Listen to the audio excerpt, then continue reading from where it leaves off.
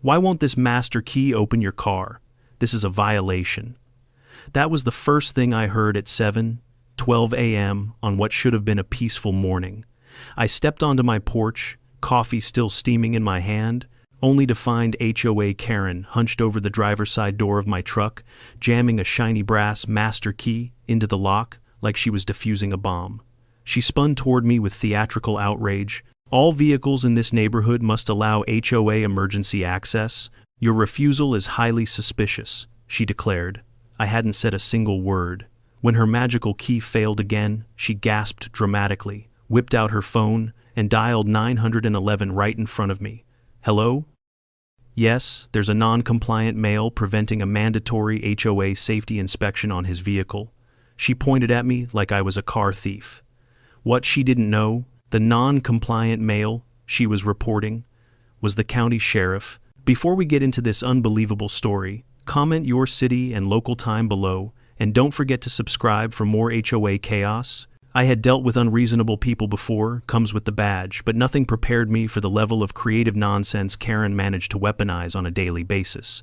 And the funny thing is, before she tried to unlock my truck with a so-called master key, I genuinely believed she was just another overly enthusiastic HOA president with too much time and too many clipboards. I'd been wrong before, but never this spectacularly. To understand how we got to the moment she called 911 on the county sheriff without realizing it, I need to take you back a few years, back to the day I first moved into this quiet little cul-de-sac at the edge of the HOA's jurisdiction. My house sat on the border of their governance, close enough that Karen could see it, but far enough that she technically had no authority over any square inch of my property. And that technicality was the single greatest frustration of her entire personality. The very first time she introduced herself, she didn't say hello or welcome to the neighborhood.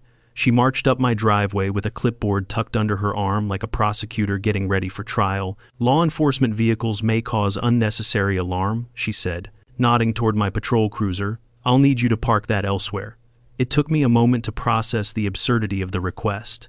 I explained politely that the cruiser was legally registered, legally parked, and legally immune to her personal discomfort.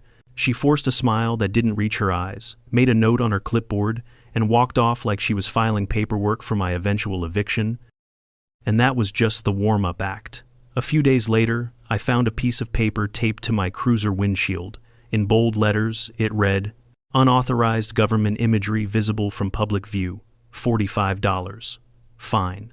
Government imagery? She meant the sheriff's badge on the door. I actually laughed out loud, peeled the paper off the windshield, and tucked it into a binder.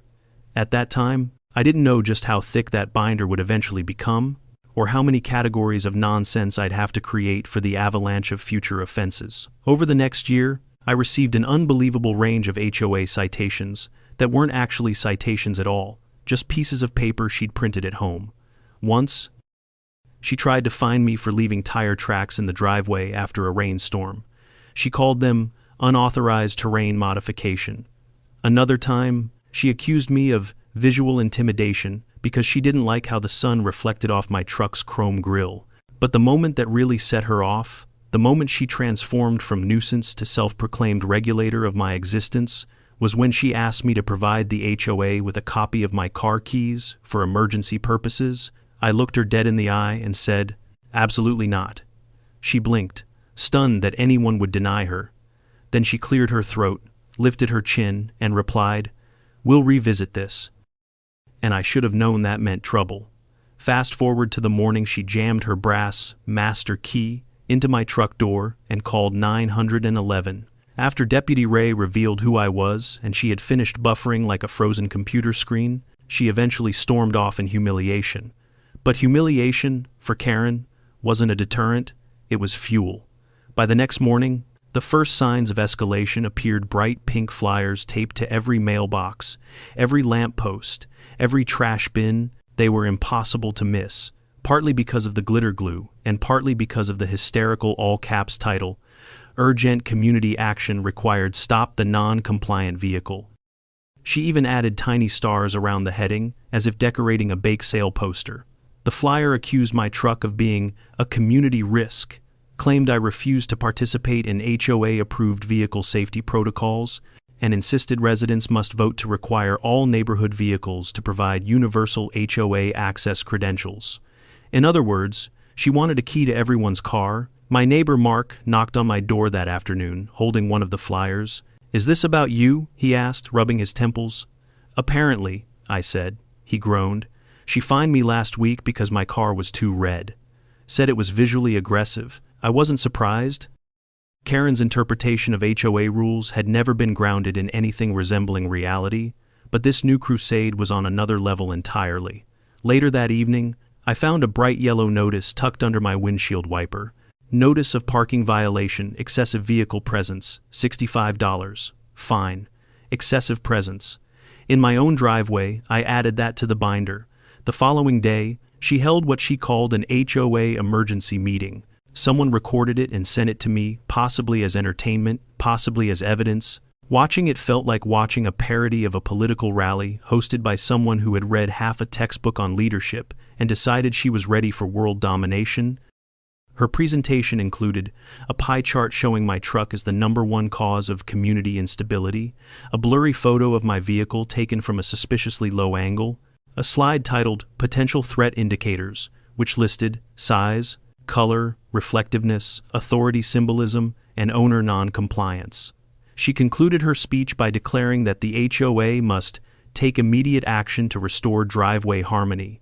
One resident raised a timid hand and said, "Isn't that the sheriff's truck?" Karen snapped back.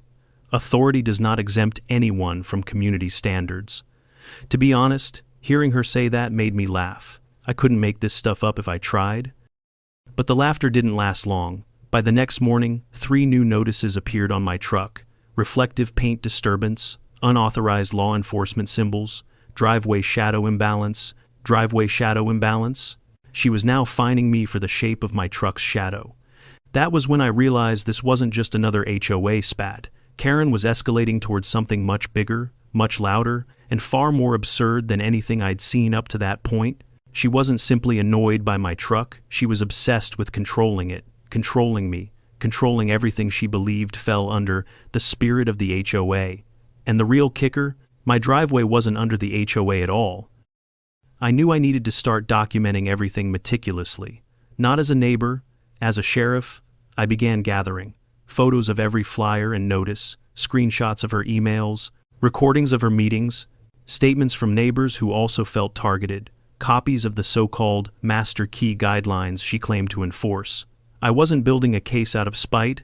I was doing it because I could see exactly where Karen was heading, toward a legal collision, and just when I thought she couldn't possibly get any more irrational, she proved me wrong the next morning. I stepped outside and saw 26 small neon orange flags lining my driveway in 2 perfectly straight rows, like a weird ceremonial runway leading to my truck. Each flag carried the same message: HOA claim, pending vehicle access, gate under review. A gate. She was planning to build a gate across my driveway to control vehicle access. The footprints around the flags were hers. I recognized the pattern. Those orthopedic sandals never lied. I crouched down, looked at her handiwork, and realized something important. Karen wasn't just reacting anymore. She was planning. She had declared war, and she had absolutely no idea she had just crossed the worst possible line. The legal one. I stood there staring at the neat little rows of neon orange flags, each one stuck into the soil with almost obsessive precision. The early morning sun lit them up like runway lights, guiding an airplane onto a landing strip, except instead of a plane, they guided anyone's eyes straight to my truck. It was dramatic, ridiculous, and undeniably Karen. I bent down, plucked one of the flags from the ground, and read it again just to make sure I wasn't hallucinating. HOA claim pending vehicle access, gate under review, a gate across my driveway.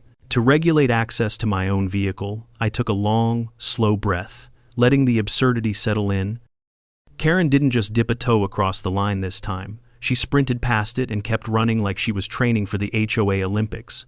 Her latest stunt didn't just feel invasive, it felt strategic, planned. She had probably spent half the night lining up these flags, muttering rule numbers that didn't exist, believing she was laying the foundation for a new era of community control.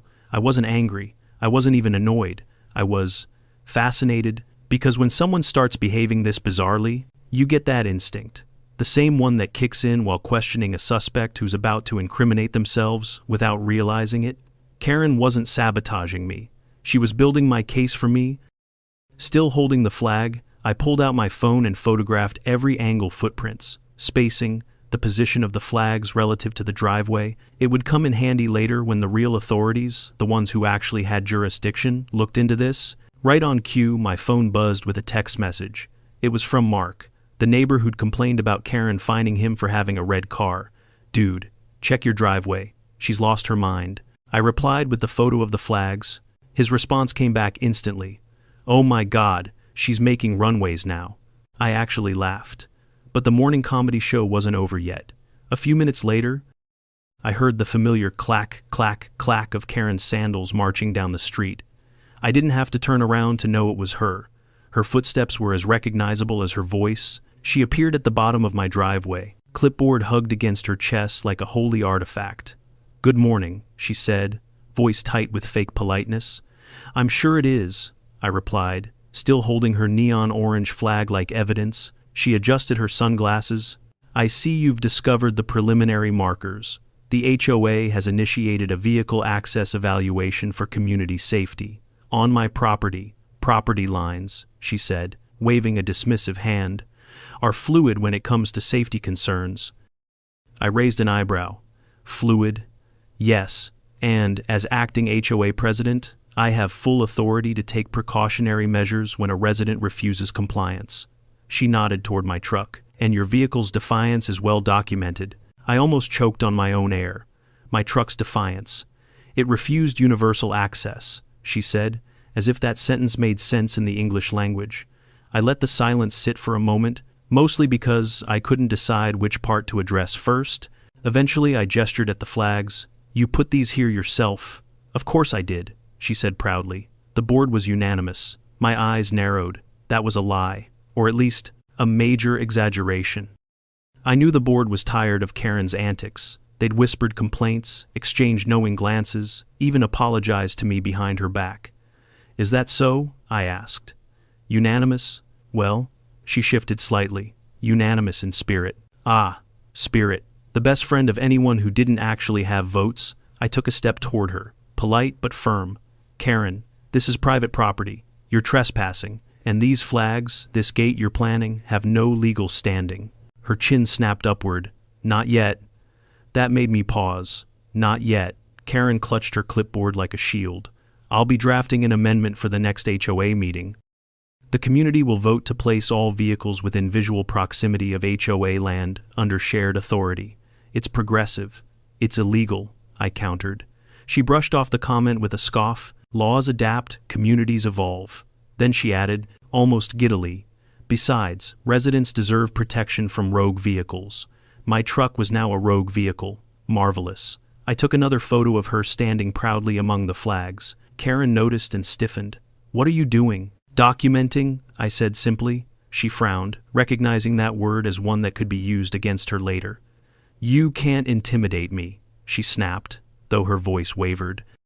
"I will not be threatened by someone who thinks he's above community standards." I smiled. "Karen, I think you're forgetting something." "And what is that?" "You called 911 on the sheriff." Her face flushed pink anger or embarrassment. I couldn't tell. Maybe both. "That was a misunderstanding," she said quickly. "You told dispatch I was refusing an HOA inspection." "I stand by that." "You told them I was suspicious." "You were suspicious." I was holding a cup of coffee. Her lips pressed into a thin line. It was clear she didn't enjoy the memory of her humiliation being brought up. Without another word, she spun on her heel and stormed off, leaving me with a driveway full of flags and the distinct suspicion that this was far from over. And I was right. Because that afternoon, while I was returning from town, I saw a tow truck parked suspiciously close to my driveway. The driver stood next to it, scratching his head, looking at a paper in his hand like it was written in ancient code. I pulled up and stepped out of my vehicle. "Hey there," I said. "Everything all right?" He looked at me, then down at the paper, then back at me. Ma'am, from the HOA, told me this truck was abandoned and needed removal." I exhaled slowly. "Abandoned." She said it hadn't moved in weeks. "I drove it yesterday." He blinked. "She also said the owner was refusing to comply with safety checks." I pointed to the sheriff's emblem on the door. I'm the owner. The man's face drained of color. Oh man, she didn't mention that. I'm sure she didn't. He folded the paper and shoved it in his pocket like it was cursed. Sorry, sir, I'm leaving. Right now. He climbed back into the tow truck and took off like he was fleeing a crime scene. I looked at my driveway, the flags, the disappearing tow truck, and the growing ridiculousness of the entire situation. This wasn't just pettiness anymore. It was escalation. Deliberate escalation. Karen wasn't just trying to control my vehicle. She was trying to create a narrative in which I was the problem, the danger, the threat, and if there's anything I know after 2 decades on the force, it's that when someone builds a false narrative, they eventually back themselves into a corner. Later that evening, as the sky turned orange and purple, I walked back outside and removed every single neon flag, one by one, a quiet, methodical undoing of Karen's imaginary empire. I gathered them into a pile, photographed the empty ground for good measure, and stored the flags in a box labeled Evidence Vehicle Incidents. Because the truth was clear, Karen wasn't finished. The master key was just her opening move. The flags were her attempt at expansion, and I could feel it in my bones. She was preparing for something even bigger, something with clipboards, something with signatures, something she believed would finally give her the power she had invented in her head, and I was prepared too. I was ready to meet her escalation with documentation, patience, and when the moment came, the full weight of actual law. Because in this neighborhood, there was only room for one sheriff. And, spoiler alert, it wasn't Karen. I woke up the next morning, expecting peace. After the tow truck fiasco, I naively thought Karen might take a day off from her imaginary war. Maybe she'd cool down, bake cookies, yell at a cloud, anything other than targeting my truck again. But the universe had other plans. When I stepped outside, coffee in hand, I froze. My truck, my perfectly fine, minding its own business, truck was shackled. A giant yellow wheel clamp was locked onto the front tire like some kind of medieval punishment device for naughty vehicles. For a split second, all I could do was blink. The bold stenciled letters on the boot read, HOA Impound Non-Compliant Vehicle. There wasn't enough caffeine in the world for this. I set my mug on the hood and crouched down to inspect the clamp. It was real metal, real heavy, and very much real property damage if she'd scratched my rim. A laminated tag dangled from the lock. Release fee, $350, plus processing fee, $25, plus administrative fee, $15, total due, $390. Karen really woke up and chose grand larceny today. Behind me, I heard the unmistakable shuffle of triumphant sandals. I didn't turn. I already knew who it was. Well, she called, arms crossed. Perhaps now you'll learn to respect community authority. I stood slowly. You put a wheel clamp on my truck? It's not your truck, she snapped. It's a community-adjacent vehicle subject to oversight. Impoundment was necessary after repeated violations. I exhaled through my nose, the way I do right before reading someone their Miranda rights. Karen, this is illegal. No, she corrected, tapping her clipboard. This is proactive neighborhood safety enforcement. You immobilized a law enforcement vehicle. Her eyes narrowed. A vehicle used to intimidate residents. Frankly, you should thank me. For committing a crime, for holding you accountable. I laughed, not because any of this was funny, but because I had 2 options. Lose my mind or enjoy the show. And at this point, the show had gone off the rails. Karen, I said, remove the clamp. She recoiled. Absolutely not. You will pay the release fee, just like everyone else. No one else has ever had a boot on their car. Because no one else has ever been this non-compliant, her voice cracked at the end, like she was seconds away from throwing herself dramatically onto the ground and demanding a Netflix documentary about her struggles. Karen, I tried again, you cannot impound someone's vehicle, especially not off HOA property, she smirked. We'll see what the board says. I stared blankly. The board? Yes, she said proudly. They authorized this? They did? Yes, she insisted. At that moment, my neighbor Jill peeked out from behind her curtain and made eye contact with me. She shook her head violently. No, absolutely not. The board did not approve this. Caught in her lie? Karen pivoted instantly. Well, they didn't oppose it. That's not the same thing. It is in spirit, she declared. Ah, yes, the HOA spirit where reality went to die. I pulled out my phone. Karen stiffened but tried to hold her ground. I snapped photos of the clamp, her, the driveway, everything. She scoffed. Oh, please, you think pictures will scare me? No, I said calmly, but they will help the police. Her lips parted in horror. Police? You wouldn't dare. Oh, I dare. I dialed dispatch, not 911, just non-emergency, and requested a deputy respond for unlawful immobilization of a vehicle. Since I was off duty and involved personally, I couldn't handle it myself. Policy is policy, Karen panicked. You're weaponizing law enforcement. This is harassment. I pointed to the clamp. You immobilized a government asset. Before she could argue, a familiar patrol cruiser rolled into view. Deputy Hernandez stepped out, took one look at the clamp, then turned to me with an expression that said not again. Morning, Sheriff, he said under his breath. Karen, I confirmed. Karen threw her hands up. Finally, someone reasonable, officer, arrest him for refusing to follow HOA impoundment protocol. Hernandez stared at her for a long moment. Ma'am, there is no HOA impoundment protocol. There should be, she shouted. That's not how laws work, he replied. She jabbed her pen toward the clamp. This vehicle is out of compliance. I tried the master key. Stop, I said, raising a finger. Do not confess to more crimes. Hernandez sighed and pulled out his pad. Ma'am, did you place this device on the sheriff's truck? I issued a lawful community corrective action. Did you buy this online? Yes, she said proudly. It's heavy duty, and comes in different colors. Ma'am, he interrupted, you cannot immobilize property you don't own.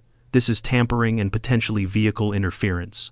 She gasped. Vehicle interference, how dare you imply? He's not implying, I said. He's reading the law. This is oppression, she shrieked, of the HOA. If hysterical righteousness were a fuel source, Karen could have powered the entire county. Hernandez wrote out an official warning and instructed her to remove the clamp immediately. She refused. He repeated the instruction. She refused again. Finally, he said, if you don't remove it, we will. The glare she gave him could have peeled paint, but she stomped over, fiddled angrily with the lock, and yanked the clamp off the tire like she was ripping betrayal from her soul. She dragged it away, muttering about tyranny and rogue vehicles. She left without another word.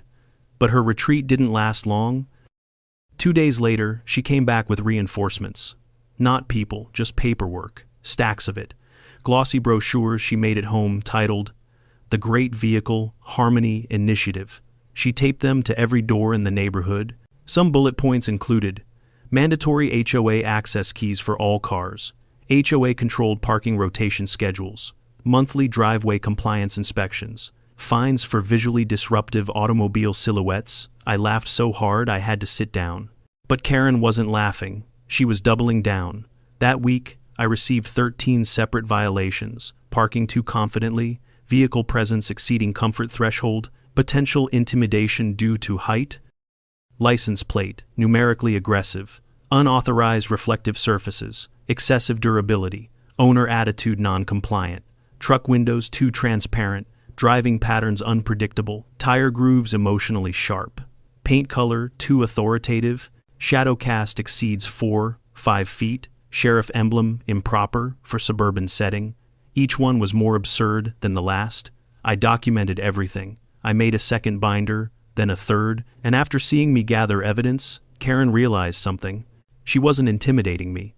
So, she changed tactics. The next escalation came on a quiet Wednesday morning. I returned from the grocery store to find a plywood barricade erected across the entrance of my driveway. It was spray-painted with HOA parking zone authorized vehicles only. Zip ties held it together. A laminated sign hung from the center. Violators will be fined. I stepped out of my truck, stared at the barricade, and muttered, "She has lost her mind." Then I walked over, lifted the entire structure with one hand. It weighed maybe 8 pounds and set it neatly beside a tree with a sticky note. Nice decor, wrong house.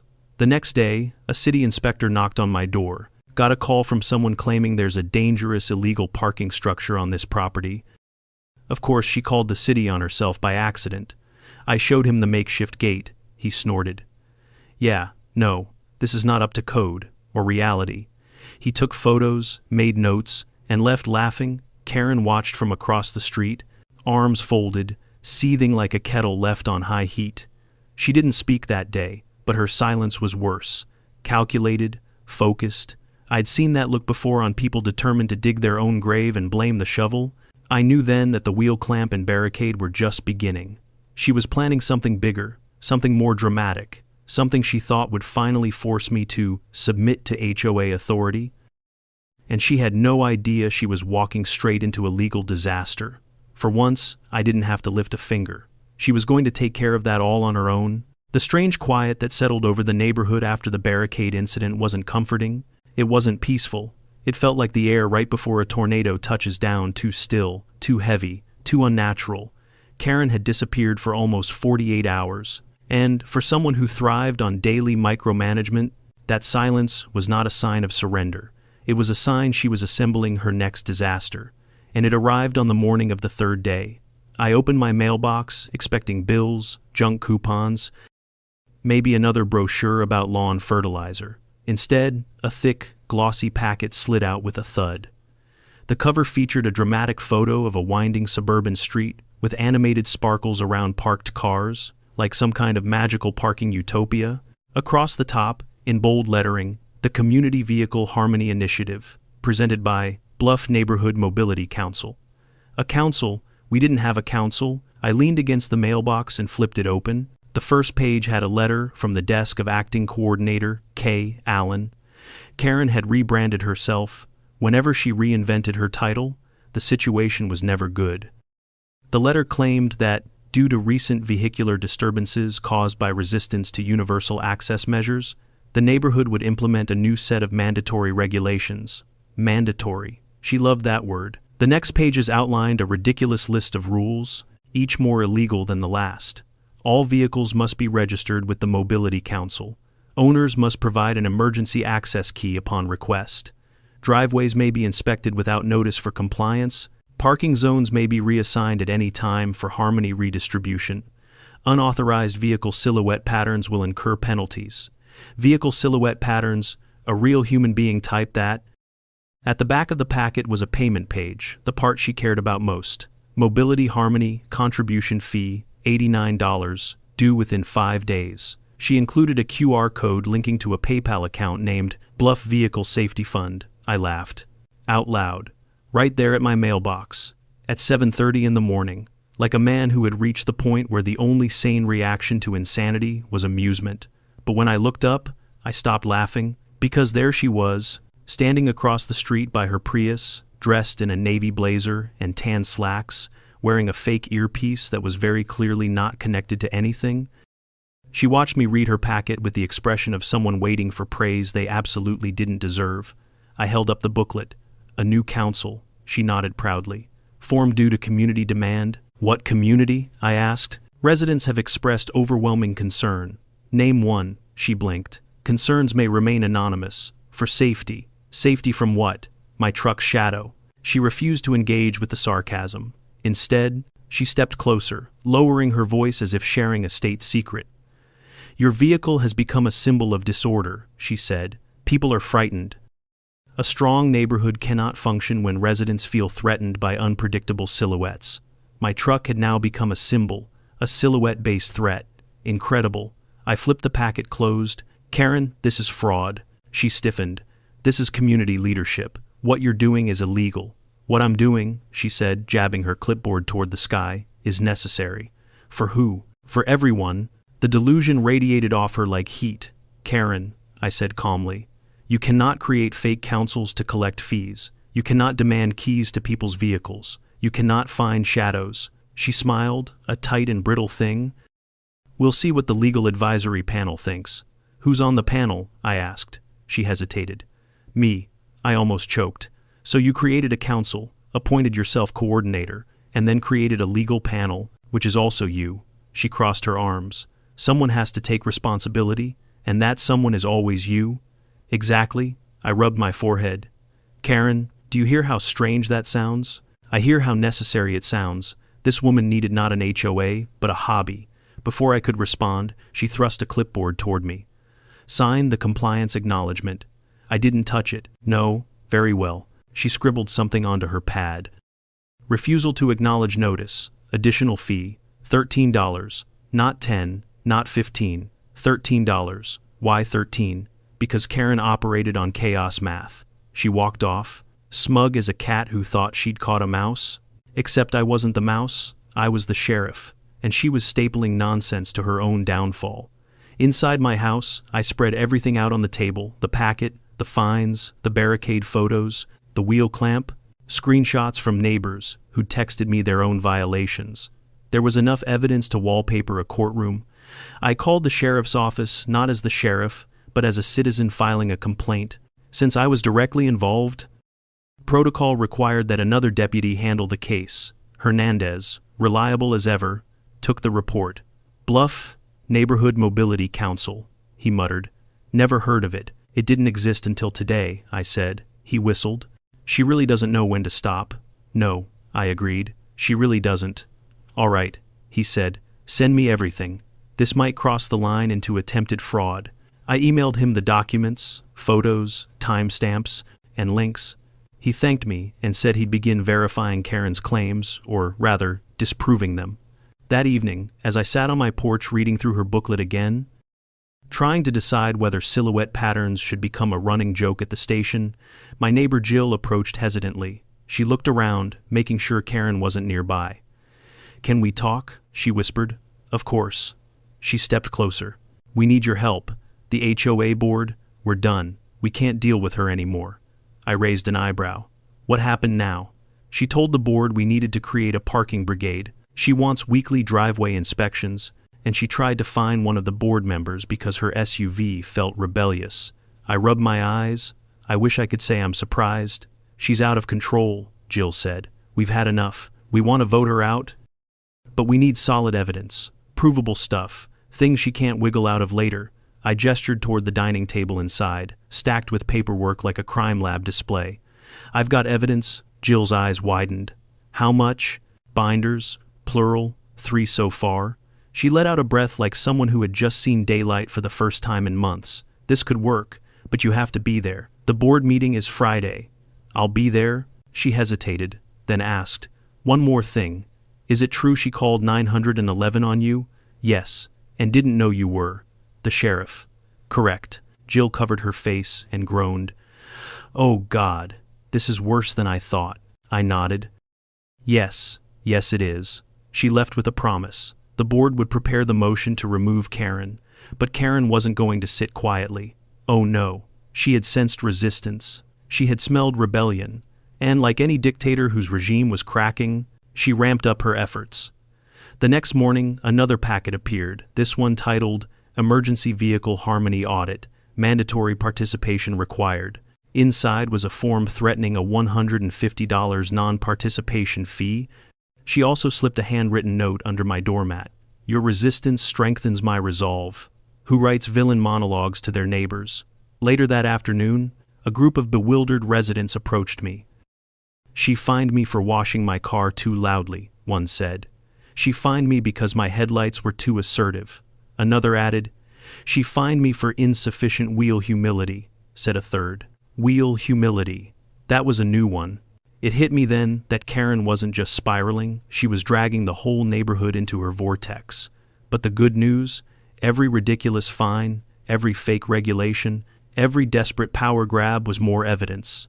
Evidence that would end her presidency, evidence that would end her crusade against my truck, evidence that would, ultimately, bring her face to face with real legal consequences. And by Friday's meeting, the neighborhood would no longer be under the rule of a clipboard tyrant. Karen didn't know it yet, but she was about to lose everything she'd built, and all because she believed she had the right to open my truck with a shiny brass key. I arrived at the HOA meeting 30 minutes early, not because I was eager to watch Karen implode, but because the board had specifically asked me to help set up the projector, seats, and, well, the security measures. Not physical security, emotional security. They knew Karen well enough to expect some kind of theatrical meltdown, and the last thing anyone wanted was her climbing onto a table again and shouting about vehicular insurrection. The community center was already humming with quiet tension. People whispered in small clusters, some clutching copies of the Mobility Harmony packet, like evidence in a courtroom, others holding their phones up with screenshots of fines Karen had sent at random hours. One guy had printed an 18x24 poster of the bogus wheel humility violation and taped it to the wall with the caption, "How is this real?" Even I had to stop and admire it. Jill approached me nervously, clipboard in hand, hair pulled back in the tight, stressed-out bun of someone who had hit her HOA limit. "She doesn't know what we're planning," she whispered. "She'll know in about 20 minutes, I replied. Jill nodded sharply. "Good. The board is united. That hasn't happened in 10 years. That's what happens when tyranny arrives in orthopedic sandals." She choked back a laugh. "Stay close when we begin. She's going to make this difficult." Oh, I knew. Karen didn't breathe without making something difficult. The residents filed in, some taking seats, others leaning against the walls like spectators at a boxing match. The room smelled faintly of coffee, anxiety, and mild resentment, all standard HOA aromas. Everyone was waiting for the show, and right on cue, the door slammed open. Karen swept in like a royal entering a coronation ceremony, navy blazer, fake earpiece, clipboard resting on her forearm like a sacred artifact, and a stack of her Mobility Council packets tucked under the other arm. The room groaned collectively. "There will be order," she announced. "It hasn't started," someone muttered. She ignored them. Instead, she marched to the front and planted herself beside the podium, glaring at the board as though daring them to challenge her. Jill stepped forward. "Thank you all for coming," Jill began. "Tonight's meeting will address—" "I'll be handling tonight's meeting," Karen interrupted, "given the heightened threat level to neighborhood vehicular harmony." "No," Jill said sharply. You could feel the room freeze. Karen blinked, taken aback. She wasn't used to that word. "No," she repeated. "That's correct," Jill said firmly. "The board will handle this meeting. You will sit down." Karen's jaw dropped so far it almost unhinged. "Sit down." "Yes," Jill said, "in the audience. Like everyone else." Karen's eyes snapped toward me, searching for backup, but I simply folded my arms and leaned against the wall. I wasn't here to save her. I was here to observe, document, and allow her to destroy her own argument. "I am the HOA president," Karen hissed. "For now," someone in the back whispered. Karen spun around. "Who said that?" No one answered. Jill cleared her throat. "Please take your seat."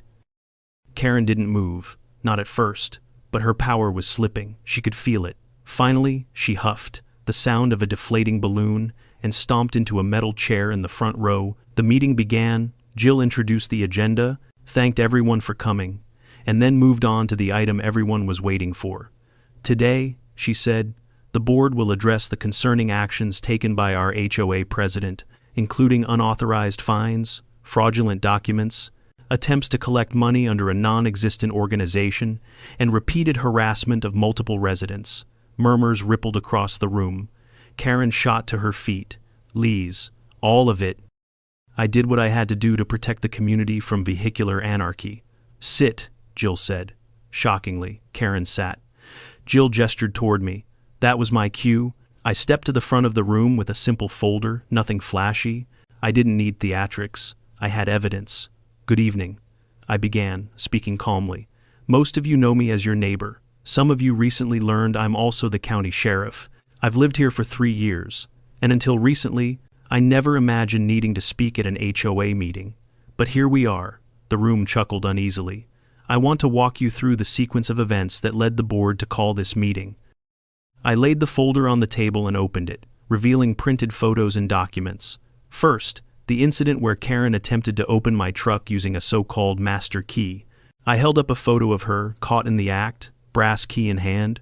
She then called 911 to report me as a suspicious individual, refusing an HOA inspection. Gasps filled the room. "She did not know," I continued, "that she was calling the sheriff." A collective murmur swept across the audience. Even though many already knew the story, hearing it said aloud added weight. I flipped to the next page. Next, Karen issued unauthorized fines, dozens of them, many of which targeted other residents. I gestured toward the posters and papers people brought in. Charges for aggressive headlights, non-compliant wheel angles, emotional lawn imbalance caused by vehicle placement. These are not real violations. They do not exist in the bylaws. Heads nodded, people whispered angrily. Then there was the wheel clamp she placed on my truck.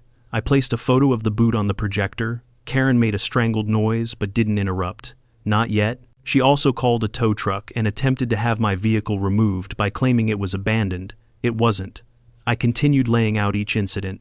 The plywood barricade, the neon flags marking a non-existent HOA claim, the fraudulent Mobility Harmony Council, the payment demands, the QR code linking to her personal PayPal. She attempted to collect money through an unregistered organization, which constitutes attempted fraud. Karen finally erupted. I was acting in the interest of the community. Karen, I said gently, you immobilized a sheriff's truck with a clamp you bought online. That clamp was high quality, she shrieked. A man in the back burst out laughing. Jill held up her hand. Order, please. But the room wasn't laughing anymore. They were angry at being manipulated, fined, and dragged into chaos by someone who believed she owned their driveways. I finished my explanation, closing the folder. The evidence has been submitted to the county and the investigation is ongoing. However, the HOA board can take action tonight regarding her status.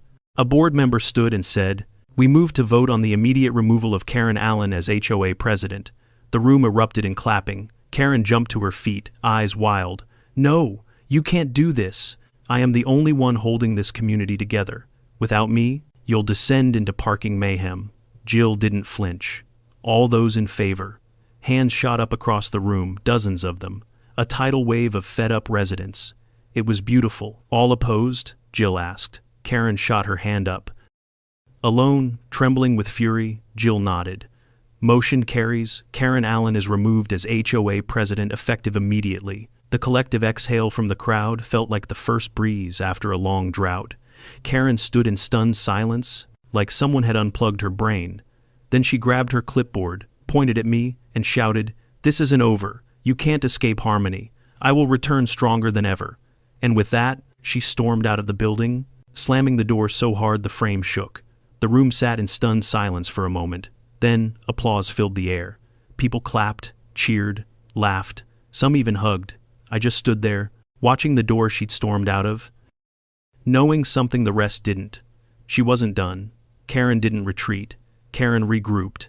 And I had a sinking feeling her next move would make everything she'd done so far look tame. The evening after Karen's removal was the most peaceful the neighborhood had felt in months. People lingered outside their homes, chatting on sidewalks, watering plants, walking dogs without glancing over their shoulders for a charging pink blazer. Someone even joked that they could finally wash their car without violating vehicular emotional etiquette. Spirits were high. Relief was real. But peace, in my experience, is not the end of a story. It's the eye of a storm. Karen didn't show up the next day, nor the day after. Most people celebrated her absence, believing she'd finally slunk away in shame to lick her wounds and reorganize her army of imaginary committees. But I dealt with her long enough to know better. Karen didn't accept defeat. She repackaged it. It started quietly. A strange envelope showed up in my mailbox on Friday morning. Not HOA branded, not handwritten. It was printed professionally on linen paper, sealed with a gold circle sticker, as if it were an invitation to a royal gala. The return address was simply P.O. Box 214, Bluff County Oversight Initiative. I sighed before even opening it. Inside was a formal notice. Dear resident, due to recent concerns regarding vehicle compliance and driveway harmony, you are requested to attend a mandatory mediation session with the Bluff Community Oversight Initiative, BCOI. Failure to appear may result in further action. Signed at the bottom, in overly elegant script, Acting Coordinator, K. Allen. I let the paper fall onto the kitchen counter. She had reinvented herself again. A private entity, a fake oversight initiative. She wasn't running an HOA anymore. She was starting her own department of made-up government. This time, she'd even included a voluntary community contribution form with a suggested payment of $140 toward a driveway beautification project. And just like last time, the QR code pointed straight to a PayPal account under her name. She was escalating into fraud territory with confidence that would make a con artist blush. I grabbed my phone, snapped photos of every page, and filed them into my now bulging Karen Evidence, Volume 4 folder. Not 10 minutes later, my doorbell rang.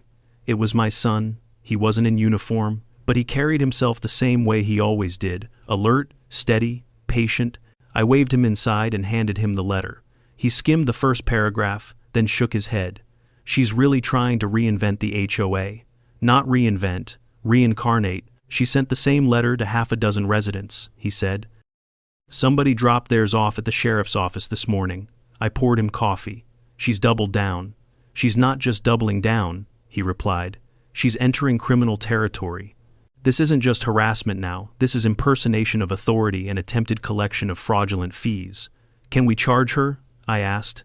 Not yet, he said, but we can look into it. That was the balance we always had to strike. Professional distance, procedural caution. He handled things by the book, and I respected that. He set the letter down. Dad, she's unraveling. Be careful. I'm always careful, I said. He gave me a look. Okay, I'm usually careful. We shared a laugh, but concern hung in the air like humidity before a thunderstorm. The next strange event came that night. My motion sensor flicked on at 11:47 p.m. I checked the camera feed, expecting a raccoon. It wasn't. It was Karen. She wore a reflective vest, cargo pants, gloves, and carried what looked suspiciously like a tape measure, a clipboard, and a stud finder. She paced back and forth along the perimeter of my driveway like a surveyor on a very personal mission. At one point, she knelt and measured the angle of my truck's front tire. She scribbled furiously. Then she measured its distance from the lawn. Scribble, scribble. Then she held the stud finder against the fender like she expected it to reveal state secrets. I stepped outside onto the porch, arms crossed. Evening, Karen, I called. She gasped and dropped her tape measure. I was conducting an assessment, she stammered. At midnight. Timing is irrelevant when harmony is at stake. Karen, get off my property. I have authority under the Oversight Initiative. No, you have a vest you bought on Amazon. She bristled. A uniform, she corrected. A vest, a uniform, a vest, Karen. She stomped her foot like a toddler denied a cookie. You're obstructing justice. No, I said, stepping forward. I'm obstructing trespassing. I pointed at the camera. You're being recorded. She froze. That was her weakness. Not authority, not resistance documentation. She hated when her actions were captured by anything other than her imagination. She backed away slowly, muttering, "This will not stop harmony. This will not stop the initiative." Then she disappeared into the darkness of the cul-de-sac, reflective vest sparkling like a deranged firefly. The next morning, half the neighborhood found envelopes identical to mine. Some asked if I knew anything. Others asked if she could really find them again. No, I told them. She has zero authority, but she threatened legal action, one neighbor whispered. She threatens shadows, I replied. You'll be fine. Still, not everyone was reassured. Karen had spent years conditioning them to fear her clipboard. Undoing that takes time. By noon, I had collected 11 more letters from neighbors who didn't trust themselves not to burn them out of frustration. I forwarded everything to Deputy Hernandez. He called 20 minutes later. Yeah, I think we have enough for charges, he said. This initiative isn't registered with the state, not even close. She's fabricating documents and presenting them as legal authority. Do what you need to do, I replied. He hesitated. One problem, which is, she's probably expecting retaliation. She might have a meltdown before we can serve the papers. He was right. And the meltdown came that same afternoon. I was working in my garage when I heard shouting from the street. I walked out and saw Karen standing beside her Prius, waving a giant rolled-up poster like a battle flag. The community is at risk, she screamed. The sheriff's vehicle is a threat to harmony. People peeked out of curtains, some gathered. Everyone looked tired. Then she unrolled the poster. It was a blown-up satellite image of the neighborhood, with my truck circled dramatically in red marker, surrounded by arrows and labels like Unknown Vehicle Energy Zone, Potential Disruption Field, Driveway Dominance Risk.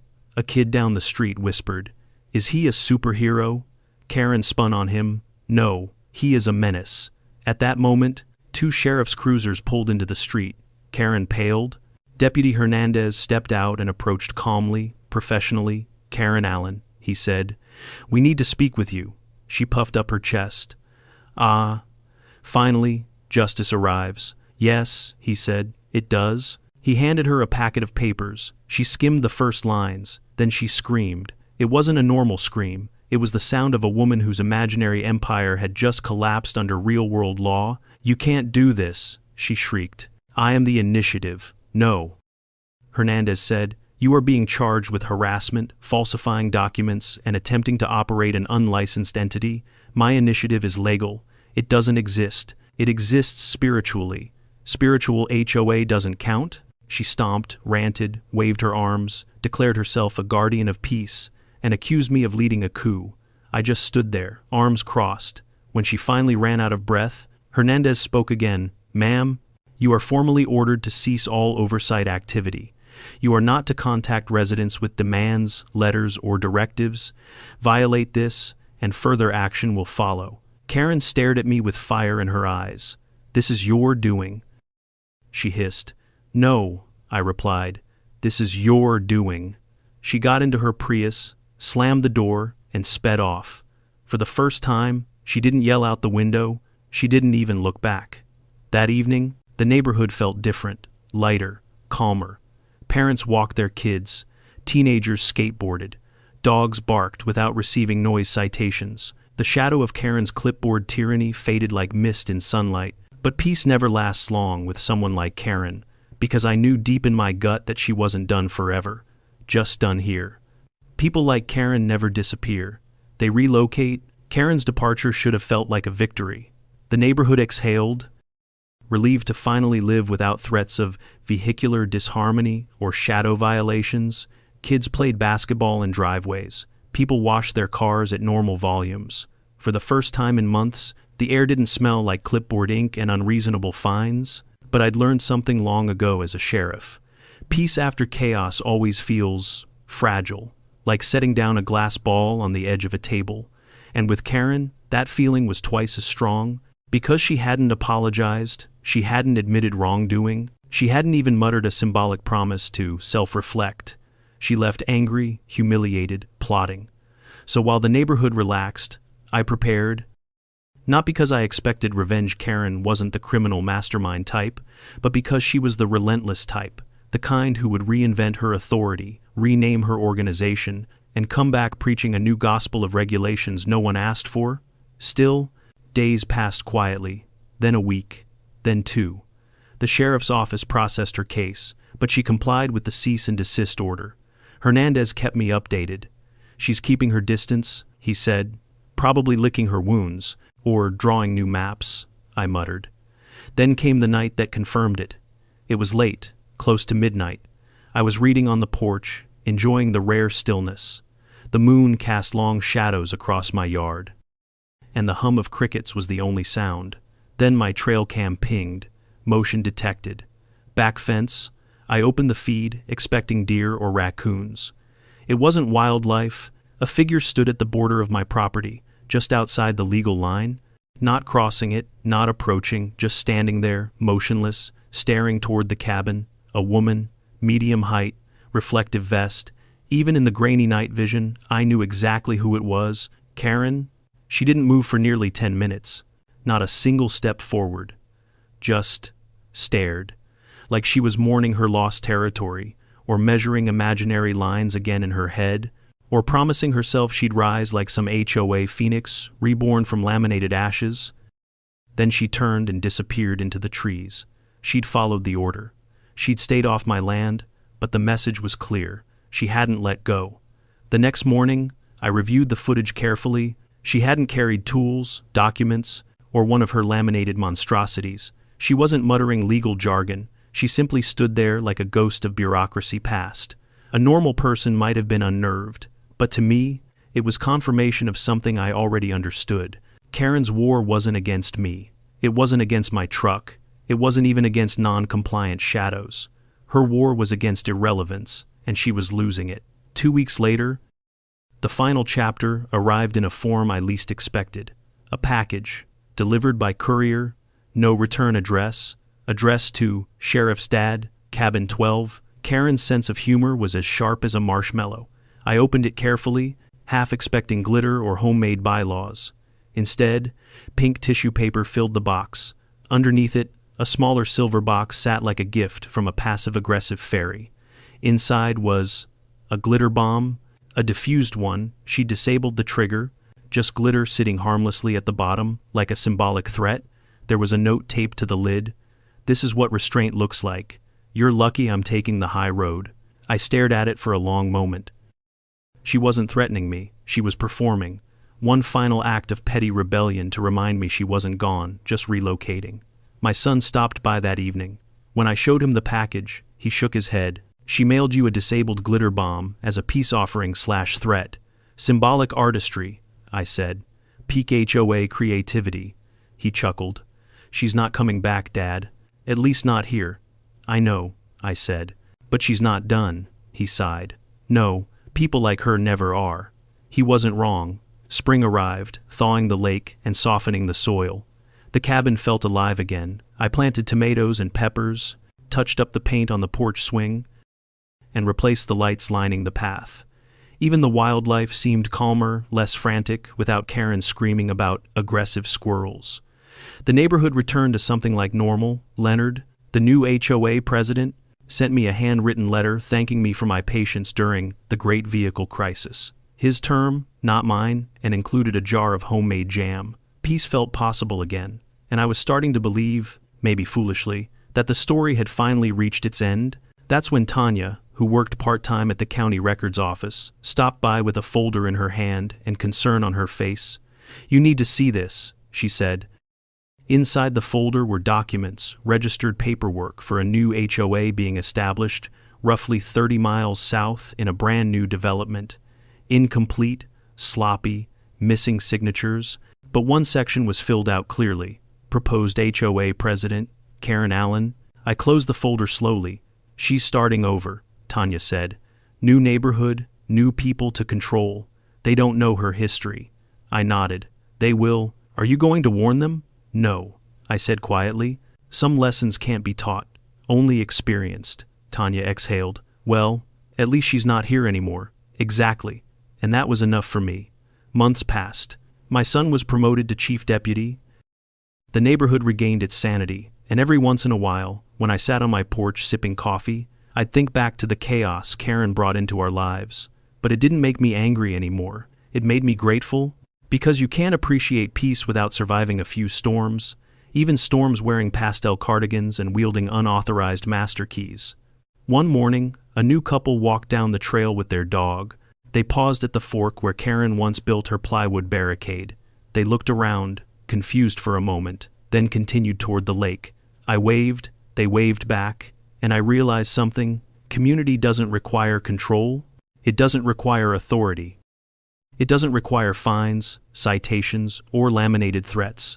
Sometimes all it takes is a wave, a path, a shared space, and the absence of someone screaming about vehicular silhouettes. Karen was gone.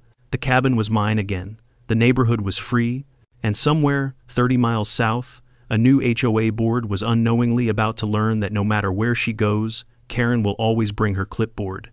If this whole saga taught me anything, it's that real authority doesn't come from titles, clipboards, or made-up regulations. It comes from responsibility, respect, and understanding the limits of your role. Karen built her world on control, imagined control, and when reality pushed back, she collapsed under the weight of her own inventions. There will always be people who try to impose their will on others, not because they're right, but because they're afraid of losing relevance. The best thing you can do is stand your ground, document the truth, and let their actions speak louder than your frustration. And now, I want to hear from you. What would you have done if someone tried to open your car with a master key? Drop your thoughts in the comments, and don't forget to subscribe for more unbelievable HOA stories.